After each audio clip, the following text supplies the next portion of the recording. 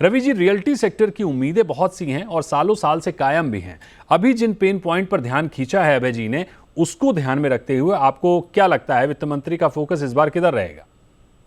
पहली बात यह है कि आपके जो डिमांड्स हैं, मैं अपने आप को फाइनेंस मिनिस्टर के शूज में रखकर बात करता हूं, क्या मुझे आपके सेक्टर को कुछ देने की जरूरत है? एक तरफ आप फॉल्स नैरेटिव देते हैं, all is well, sales all time high है, हमारा एक बूमिंग बिजनेस है, तो एक वित्त मंत्री उस सेक्टर को क्यों नहीं देंगे जिस जो सेक्टर स्ट्रगल कर रहा है? आप तो ये कहते हैं कि हमारे सेक्टर में रिकॉर्ड ग्रोथ हो रहा है, हमारा सेक्टर ऑल टाइम हाई पे है, तो ऐसे में हम आपके सेक्टर को कुछ क्यों दें? प्रॉब्लम यह है कि ये जो रियल एस्टेट सेक्टर है, ये अपनी आत्ममुग्धता से बाहर नहीं निकल रहा है। आपने सारे सोर्सेज ऑफ इंफॉर्मेशन को कंट्रोल कर लिया है। जो इंडस्ट्री के डाटा आप दे रहे हैं, और मेरे पास ये विश्वास करने की पूरी वजह है कि आपने जो भी डाटा इंडस्ट्री में दे रहे हैं वो सब गलत डाटा है। आप कहते हैं, एक कंसल्टेंसी फर्म की रिपोर्ट कहती है कि सेल्स 27% हाई हैं, दूसरी रिपोर्ट कहती है सेल्स 9% डाउन है। ये दोनों बातें सच कैसे हो सकती हैं? जब तक आप सच नहीं बोलेंगे, जब तक आप ग्राउंड रियलिटी को एक्सेप्ट नहीं करेंगे, तब तक फाइनेंस मिनिस्टर के पास भी आपको देने के लिए कुछ नहीं है। दूसरी बात, आप बायर के एंगल से देखिए, आपका बायर कौन है? आप कहते हैं अफोर्डेबल हाउसिंग की प्राइस कैप को हम 45 लाख से बढ़ाकर 90 लाख कर दें, 70 लाख कर दें। क्या उससे एक एवरेज बायर जो 45 लाख का घर नहीं खरीद पा रहा है, उसकी अफोर्डेबिलिटी बढ़ जाएगी? सबसे बड़ा सवाल यह है कि इंडिया का जो मिडिल क्लास है, जो डिमांड ड्राइवर हुआ करता था, वो आज श्रिंक हो रहा है, वेज ग्रोथ नहीं हो रहा है, अनएम्प्लॉयमेंट है। ऐसे में जरूरत है कि आप अफोर्डेबल हाउसिंग पर फोकस करें। लेकिन आपकी इंडस्ट्री रिपोर्ट कहती है कि हमारा लग्जरी का सेल 45% ऊपर चला गया है। ये एक्सेप्ट नहीं करते हैं कि आपका अफोर्डेबल का शेयर लगातार गिरता जा रहा है। प्रॉब्लम यह है, जब तक आप सच बोलना नहीं शुरू करेंगे, जब तक आप ग्राउंड रियलिटी को एक्सेप्ट नहीं करेंगे, जब तक आप ये नहीं मानेंगे कि आपके सेक्टर में प्रॉब्लम है और वो प्रॉब्लम बायर को ही फोकस करने से दूर होगा, तब तक मेरे ख्याल से किसी भी बजट में ऐसा लगता है पिछले कुछ सालों से ये कॉपी पेस्ट डिमांड चला आ रहा है। बिल्कुल सर, आपका पॉइंट बिल्कुल दुरुस्त है, लेकिन अगर बिल्डर के नजरिए से देखें तो वो उधर ही फोकस करेंगे जिधर सबसे अधिक मार्जिन होगा। बिल्डर क्या, कोई भी बिजनेसमैन वही करेगा।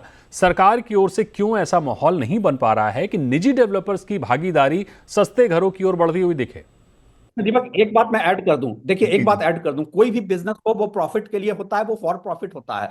प्रॉब्लम यह है कि जब आप बिजनेस में एक टॉप ऑफ द पिरामिड खेलने लगते हैं, तो होता क्या है कि आपका मार्केट लगातार श्रिंक होता चला जाता है, और अक्रॉस द वर्ल्ड ये देखा गया है कि उसमें फिर डिमांड साइकिल आपका एक सर्टेन लेवल पर जाकर प्लेटो पॉइंट पर जाता है, और वहीं से इंडस्ट्री बिल्कुल। का डाउनफॉल की भी शुरुआत होती है। रवि जी, आपके पास आते हैं। बजट में दो बातें जिन्हें उम्मीदों से जोड़ा गया है, पहला जीएसटी और दूसरा स्टैम्प ड्यूटी।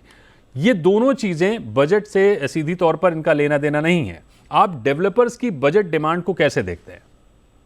नहीं, देखिए दीपक, इंडस्ट्री का दर्जा क्यों मांगा जा रहा है?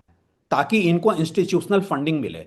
सवाल यहां उठता है, क्या आप इंडस्ट्री की तरह ऑपरेट करते हैं? क्या आप एक प्रोडक्ट बनाकर बेचते हैं, या पहले बेचते हैं फिर प्रोडक्ट बनाते हैं? क्या यह सच नहीं है कि इंडिया के अक्रॉस द इंडस्ट्रीज बात करें, सबसे ज्यादा फिजिकल मिसमैनेजमेंट रियल एस्टेट में है? इसलिए इंडस्ट्री स्टेटस का तो डिमांड ही फंडामेंटली गलत है। दूसरा, अभी अभय जी ने कुछ बहुत अच्छे मुद्दे उठाए थे। उन्होंने पूछा था कि प्रॉफिट मार्जिन, मैंने जितने अफोर्डेबल हाउसिंग के ब्रांड्स हैं उनका बैलेंस शीट जो स्टडी किया है, ज्यादातर का प्रॉफिट मार्जिन जो है वो 27% के आसपास में आ रहा है। अब आप एक बात बताइए कि अगर आपका प्रॉफिट मार्जिन और लग्जरी हाउसिंग का प्रॉफिट मार्जिन बराबर है, तो अफोर्डेबल हाउसिंग में आप कहां कैटर कर रहे हैं? दूसरी बात, आप कह रहे हैं कि बजट में क्या किया जाए। बजट में घर खरीदारों पे फोकस कहां है? आज एक घर खरीदने का फायदा किसको है? बिल्डर को फायदा है, उसका प्रोडक्ट बिक रहा है। बैंक को फायदा है, बैंक का इंटरेस्ट रेट जा रहा है, बैंक अपना लेंडिंग करके पैसे कमा रहा है। गवर्नमेंट का इंटरेस्ट है कि स्टैंप ड्यूटी आ रहा है, जीएसटी आ रहा है। आप मुझे बताइए, एक होम बायर का क्या इंटरेस्ट है आज घर खरीदने में? यही वजह है कि घर आज की तारीख में लग्जरी सेगमेंट में जो सुपर रिच हैं, अल्ट्रा रिच हैं, उनके लिए पैसा पार्क करने का जगह बन गया है।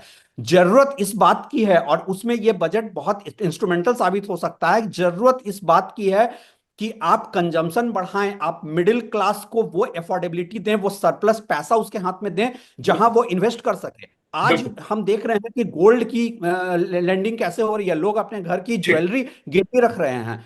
ठीक। दूसरी तरफ आप कहते हैं कि हमारा घर बहुत बिक रहा है। भाई आपका घर एक इन्वेस्टर सेगमेंट में अल्ट्रा लग्जरी में बिक रहा है, और यहीं पे गवर्नमेंट को स्टेप इन करने की जरूरत है। और जब गवर्नमेंट को ठीक। स्टेप इन करना है तो बजट से बेटर अब अवेन्यू नहीं है आपको स्टेप इन करने के लिए।